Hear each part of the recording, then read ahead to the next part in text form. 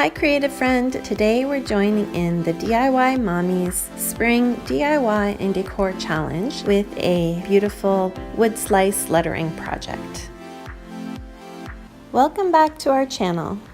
Each season, Christina at the DIY Mommy hosts a fun challenge, which is a great way to get the latest scoop on the trendiest DIY, decor, and craft ideas for the season. For last year's challenge, we made a farmhouse-inspired centerpiece using tulips and other spring florals. This year's craft idea, a fun way to add a little personalized touch to your decor, to embellish those Easter baskets, or to give as little gifts. So let's get started.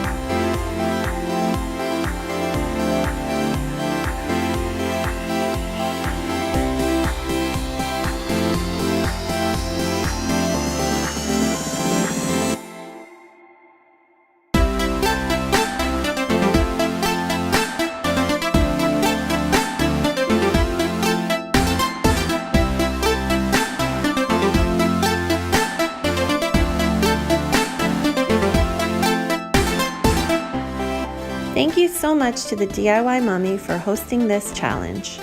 Be sure to check out all the other creative ideas in the challenge playlist.